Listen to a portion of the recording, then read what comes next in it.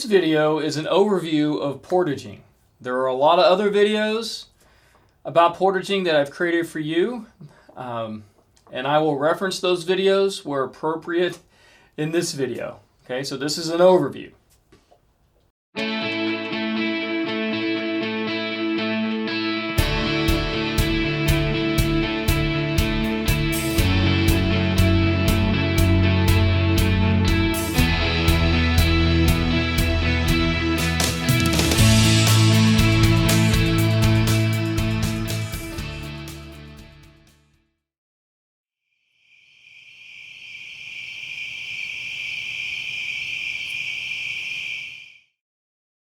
Hey, real quick, right before we jump into this video, if you'd do me a huge favor and hit that like button.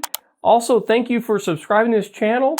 If you'd like to be notified of future videos, please hit that bell icon. Have a great day and enjoy this video. So what is a portage?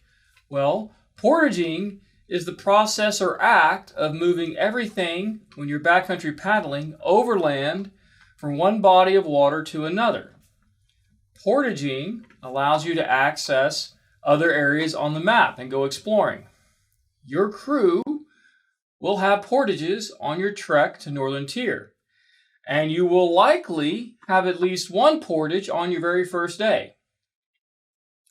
Crews that can portage well can literally go anywhere on the map.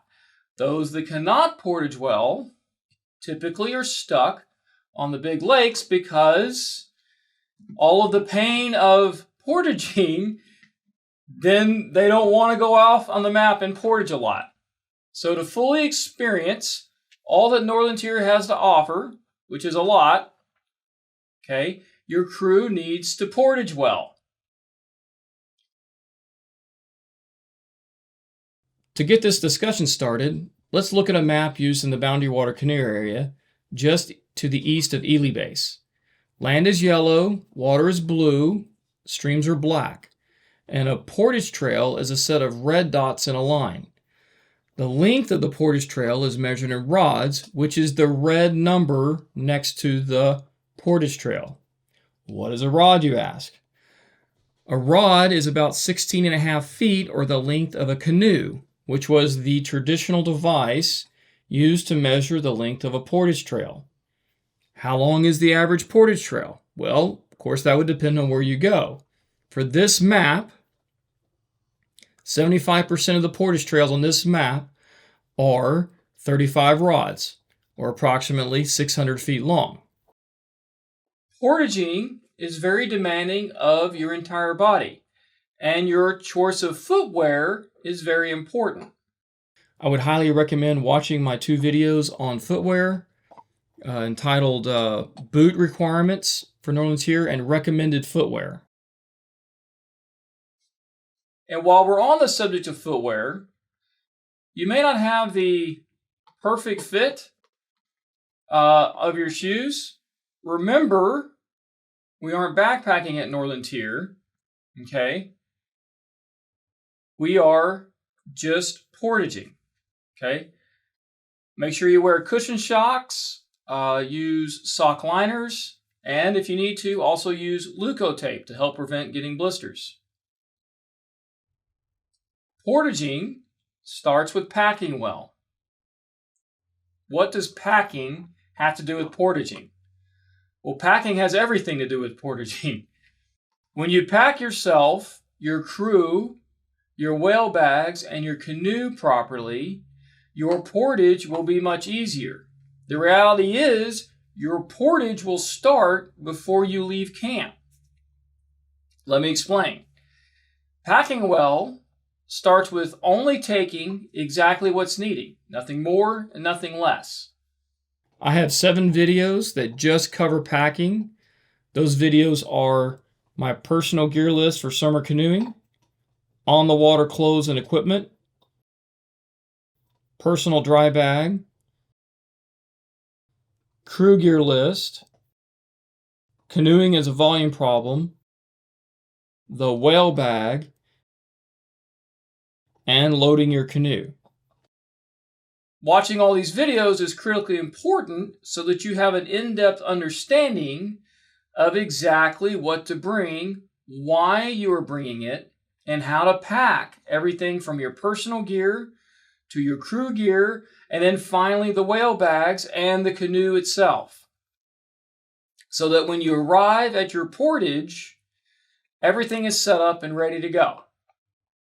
Now, I need to say that you will not have your full complement of all your equipment from Northern Tier until the morning you leave for the water.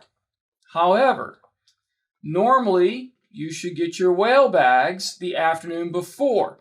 So make sure you take time that afternoon before you leave the next morning for the water to pack your whale bags as a crew.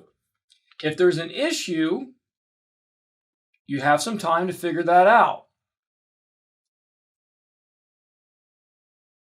Now let me introduce you to a concept I call the Portage Plan. The Portage Plan is a plan that your crew creates for yourself based upon your strengths and weaknesses. And the plan gives you an idea of how your crew will successfully move all of your equipment on a portage, okay? You want a portage plan so that when you arrive at your first portage, it's not a complete mess. I have 2 videos that cover the Portage Plan, your Portage Plan, which is the main video, and then portaging options, which is especially helpful for crew members that weigh less than 150 pounds or closer to 125 pounds, okay, or maybe less than 5 feet tall. Before you head down to the water to leave base camp, make sure you take some time as a crew with your interpreter, okay? Ask yourself, make sure everybody knows who's in what boat, okay? Review your plan. Who's carrying what? I also made a video that covers the last-minute checks your crew should be making before you leave base camp. And this video is called Last Words of Advice. And now to finally actually talk about a real portage, okay?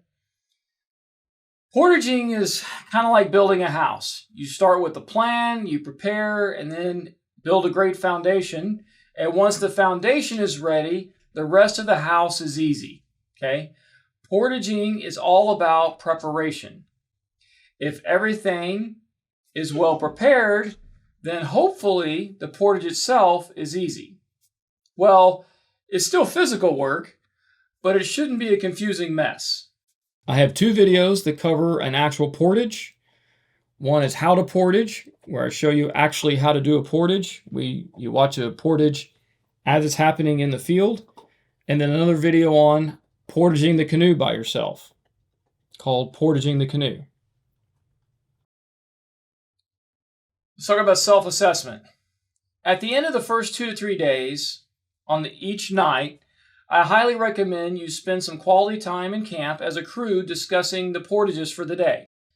What went well? What could be better? Okay? Maybe someone needs help with something. Maybe your crew needs to adjust the food weight as the trip progresses to balance out the loads. Look for opportunities to refine your method, okay?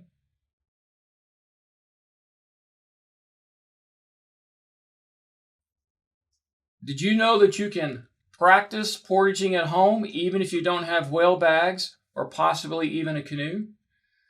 So why would you want to practice portaging at home? Well, practicing portaging is important for finding out where your physical fitness boundaries are.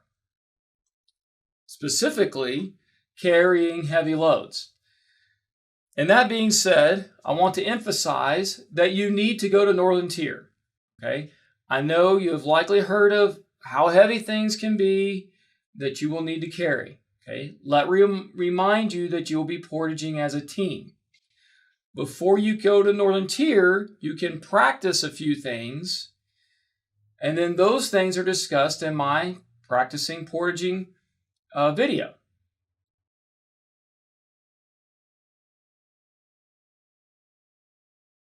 To close, I know that I've covered a lot in just this video alone, not to mention all the other videos I've referenced to watch. Okay, I realize all this information could seem very overwhelming, okay?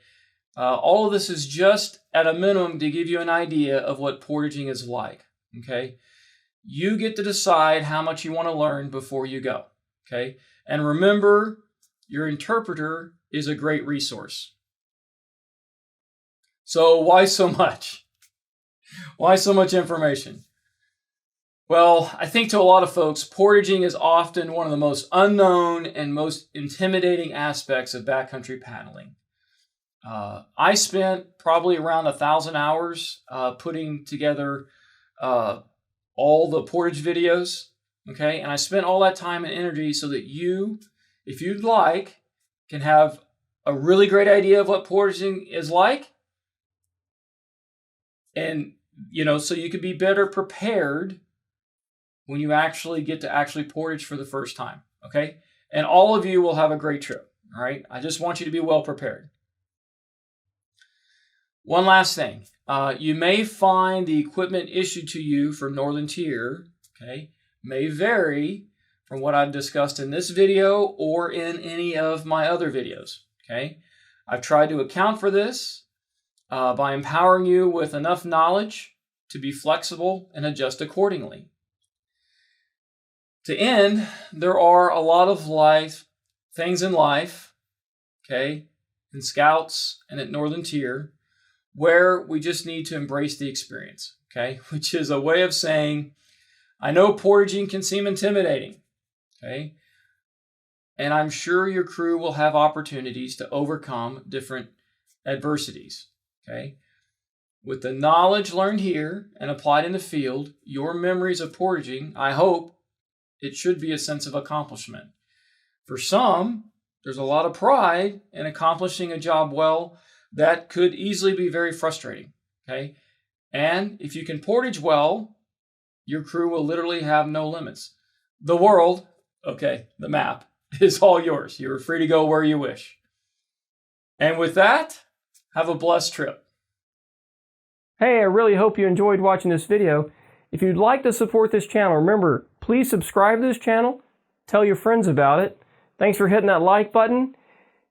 Everything here is free. I want to give back to the community. I want to give to you everything here for free. I've been out in the outdoors for a long, long time, and it's great that I can be able to give all this information to you. That is what's most important to me. If you would like to give back, I do have a GoFundMe page set up, and you can follow the link. And if you'd like to, if you're a youth with your parents' support, I would gladly accept your donations. Thank you and have a blessed day.